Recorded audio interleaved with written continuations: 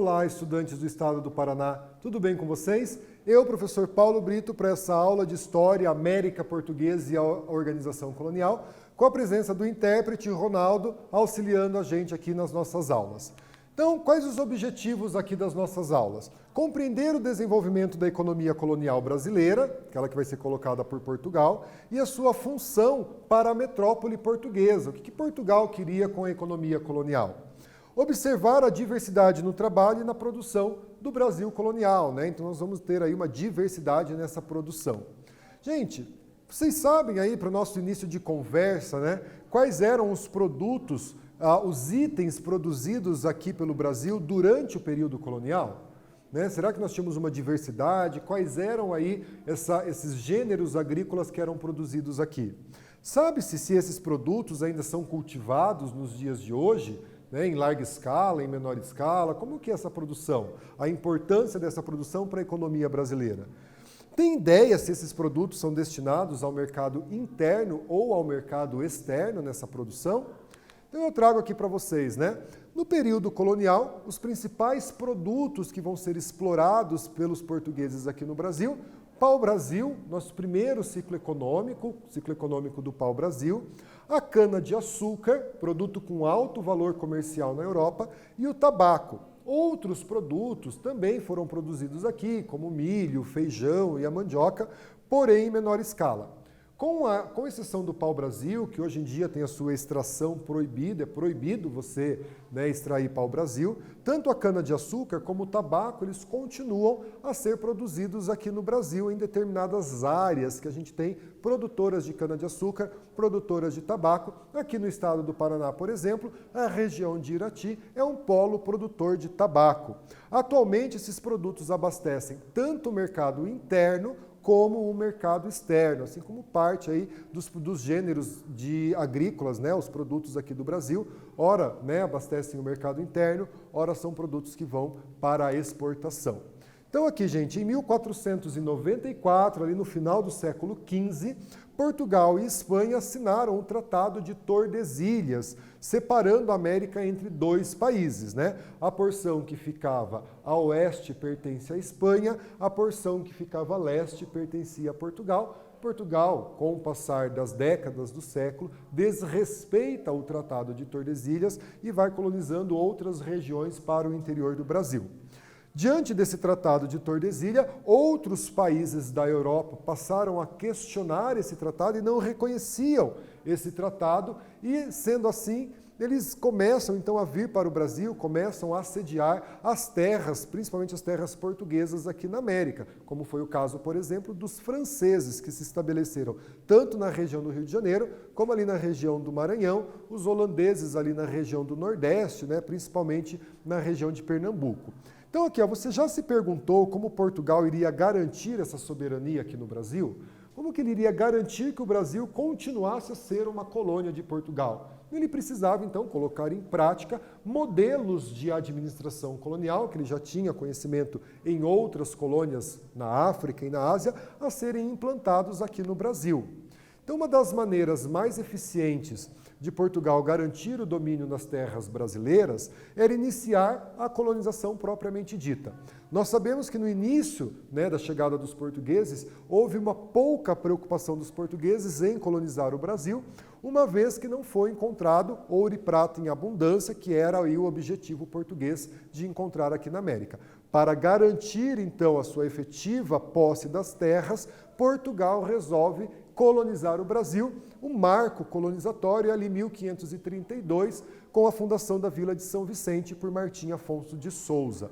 Sendo assim, gente, quando a gente compreende esse desenvolvimento do processo de colonização, a gente vai conhecendo o processo de formação do território. Então, Portugal, como eu disse a vocês, ele ultrapassa a linha do Tratado de Tordesilhas e o Brasil vai adquirindo essa formação territorial parecida com o que a gente tem hoje. Tanto também do nosso povo, as nossas matrizes portuguesa, indígena e africana, os africanos que vão ser trazidos para o Brasil para serem escravizados, da nossa economia e da nossa cultura, né? Então, compreender essa formação nos permite compreender aí a formação da identidade brasileira, da identidade econômica, da geografia do Brasil. Gente, pacto colonial, né? A gente fala tanto de pacto colonial, mas como que eu entendo pacto colonial? Então a gente tem aqui, né, um organograma, então nós temos a colônia, Brasil, metrópole, Portugal. Então da colônia para a metrópole deve ir matéria-prima, produtos tropicais produzidos aqui e os metais preciosos que Portugal tanto queria encontrar aqui no Brasil. Só vai encontrar esses metais ali no século XVII para o século XVIII, principalmente na região das Minas Gerais. Da metrópole para a colônia deveria vir produtos manufaturados e os africanos e africanas trazidos para serem escravizados aqui. A metrópole, ela detém um monopólio. O que isso significa, né? A colônia só pode comprar produtos exclusivos da metrópole.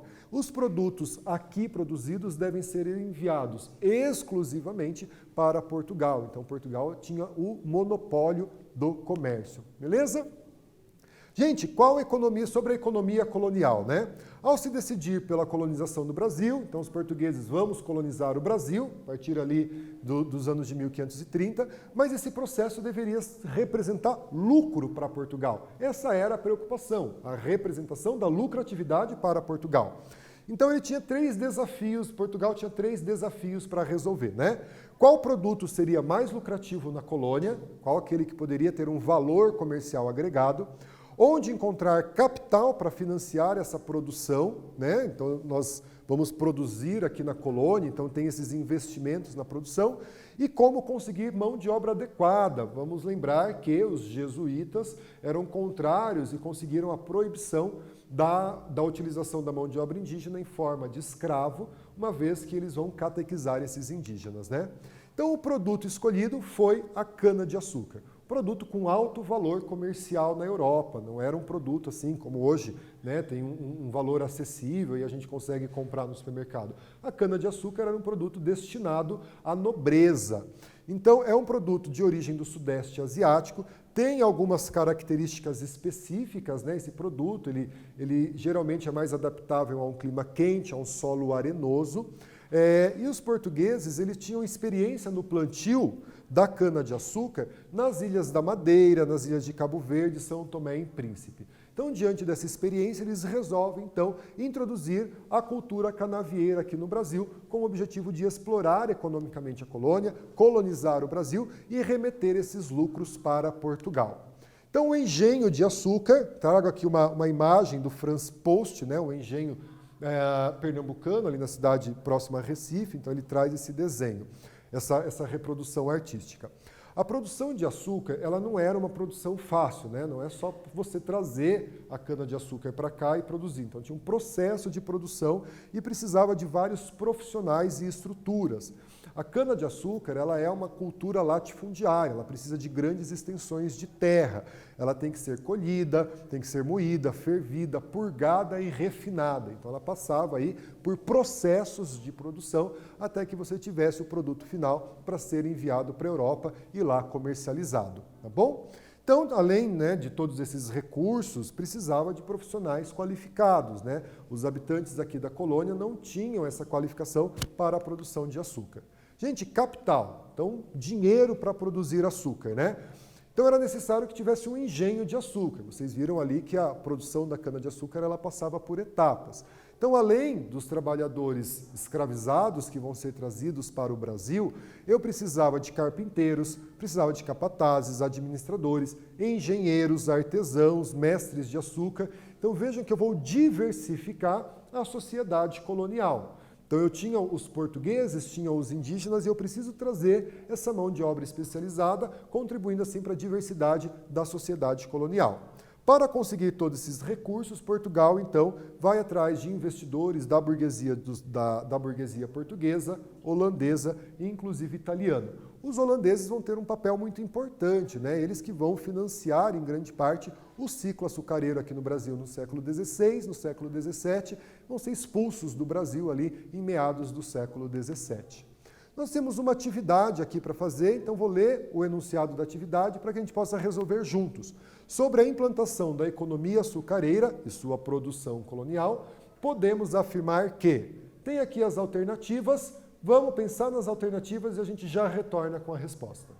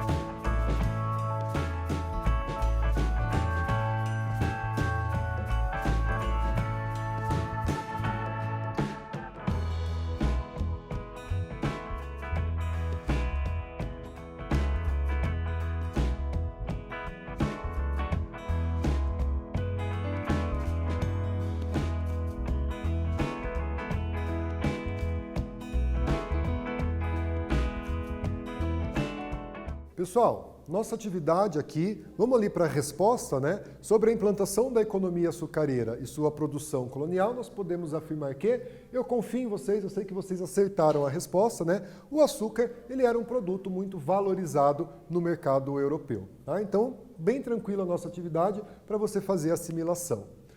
Dando sequência aqui, mão de obra escrava africana. Vamos pensar que os africanos e africanas, eles foram trazidos para o Brasil para ser uma mão de obra escravizada. Isso não significa que eles eram escravos lá na África. Então, assim, os escravos quando vieram para o Brasil. Não é uma narrativa muito adequada. São os africanos e africanas que foram trazidos para o Brasil para serem utilizados como uma mão de obra escrava, né? Então, a princípio, tentou aí utilizar a mão de obra dos indígenas em forma de escravidão, mas não foi adequado, né? Esses indígenas foram capturados em guerras justas, porém, os jesuítas eles eram contrários a essa escravização dos indígenas, uma vez que esses indígenas deveriam ser catequizados e transformados em cristãos novos. Havia também a resistência indígena, os indígenas resistiram a esse processo de escravização. A gente tem uma palavra, né, que é preação, né, esse processo de você prender os indígenas, de capturar os indígenas, que a gente na história chama de preação. Então houve a resistência indígena, conheciam o território, conseguiam fazer as fugas e emboscada para os portugueses, e também a vulnerabilidade dos indígenas com relação às doenças, né? Nós sabemos que as doenças trazidas pelos europeus dizimou aí uma grande parcela da população indígena. Então fez com que fossem substituídos por uma mão de obra africana que vai ser trazida para o Brasil e utilizada em forma de escravo, né? Então a mão de obra africana ela já era utilizada por Portugal em outras regiões, mais uma vez aí na Ilha da Madeira e Cabo Verde. E a gente vai ter esse primeiro leilão de escravos africanos em Portugal ainda no século XV. Então Portugal já tinha esse comércio de africanos e africanas escravizadas com outra região. Então ele resolve adotar esse comércio, trazer essa população de africanos e africanas para serem escravos aqui no Brasil. Então aqui uma imagem, né, mercado de escravos em Pernambuco, onde essas pessoas eram comercializadas, eram vendidas, eram compradas para serem utilizadas como escravos, tá bom? Então, motivos da substituição, a gente já trouxe aí algumas questões sobre essa, né? A escassez da mão de obra indígena, então não era uma mão de obra abundante, e a dificuldade de novos cativos, né? A resistência indígena, o fato deles conhecerem o território, eles tinham uma maior dificuldade, uma maior facilidade de fuga, né?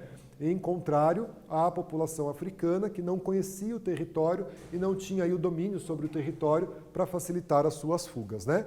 A habilidade dos africanos que já conheciam esse processo como mestre de açúcar, purgador, ferreiro, caldeireiro, sem contar que o desconhecimento da geografia vai dificultar a fuga desses africanos aqui no Brasil. Então eles trouxeram essa mão de obra que já conhecia esse processo da produção de açúcar, e o comércio de escravo ele vai se constituir como um comércio lucrativo para Portugal. Portugal ganhava dinheiro com esse comércio de escravos também, tá? Gente, sobre o tabaco, né? A gente viu aí que nós vamos ter a cana-de-açúcar como principal produto, nós vamos ter o pau-brasil, um pouco anterior à cana-de-açúcar, e um outro produto que foi produzido aqui na América Portuguesa, aqui no Brasil, foi o tabaco, né? Então é uma planta nativa norte-americana e ela vai se tornar aí o segundo produto na nossa balança comercial. Então a gente passa a produzir o tabaco, né? O fumo de primeira e de segunda, que são as qualidades do fumo, ele era consumido internamente e também era vendido na Europa, essa questão de vender, de levar esse tabaco para a Europa, embora ele não tivesse um valor comercial tão alto como era a cana-de-açúcar, né? O fumo de terceira era usado como moeda para comprar escravos na África. Então vejam, né? Chegava a utilizar aí fumo para trocar por vidas africanas para serem escravizadas, o que era um comércio rentável para Portugal e é uma das maiores tragédias que a gente tem aí na humanidade, a escravização de africanos e africanas. Diversidade agrícola, gente. Como eu disse a vocês, a produção agrícola no Brasil, ela não se baseava somente a cana-de-açúcar, não se baseava somente o tabaco. Afinal de contas, nós tínhamos uma população crescente aqui na América Portuguesa, aqui no Brasil, e havia necessidade do abastecimento interno. Então a gente, além da cana-de-açúcar, além do tabaco, a mandioca, o milho, o feijão, geralmente para o consumo interno, né, da população aqui. O gado vai ser trazido para o Brasil e ele vai ocupar aí as regiões do sertão do Brasil, transpondo as fronteiras do Tratado de Tordesilhas. E a partir do século XVIII houve a busca da Europa pelo algodão. Então a gente também vai produzir algodão aqui no Brasil e também vai produzir cacau, né, matéria-prima do chocolate. Então a gente sabe aí que algumas regiões do Nordeste, principalmente ali o estado da Bahia, grande produtor de cacau. Gente, temos uma atividade aqui para que a gente possa fazer. Aponte 2 motivos que levaram os portugueses a substituir a mão de obra indígena pela mão de obra africana escravizada. Faça a anotação no teu caderno, compartilhe com os teus colegas, com o teu professor e a gente vem com a resposta e a gente constrói junto essa resposta.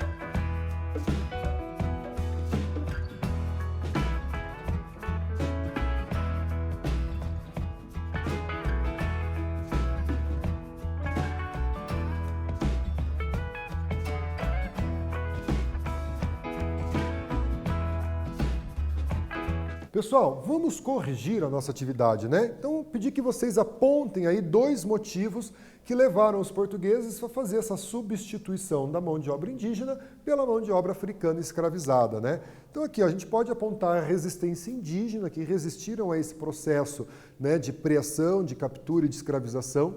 Os indígenas conheciam o território brasileiro, então era mais fácil, né, eles fugirem, né, e não serem capturados. Os indígenas eram mais suscetíveis às doenças, né, essas doenças trazidas pelos portugueses, né, eles não tinham anticorpos, contraíam a doença, que foi responsável pela mortalidade aí de um grande número de indígenas. Havia também a oposição jesuítica, os jesuítas aqui no Brasil eles deveriam catequizar os indígenas, e o comércio de africanos era um comércio lucrativo para a coroa portuguesa. Beleza? Pessoal, uma retomada aqui, né?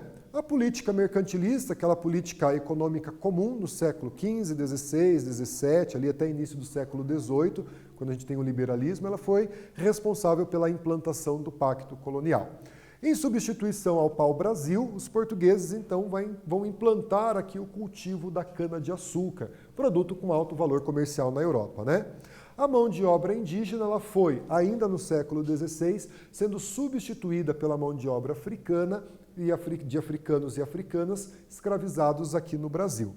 O cultivo de tabaco ele foi importante, ele era o segundo produto na economia colonial. Tabaco de primeira e segunda geralmente ia para exportação, tabaco, né, e o consumo interno. Tabaco de terceira qualidade era utilizado como moeda de troca para comprar escravos na África, né?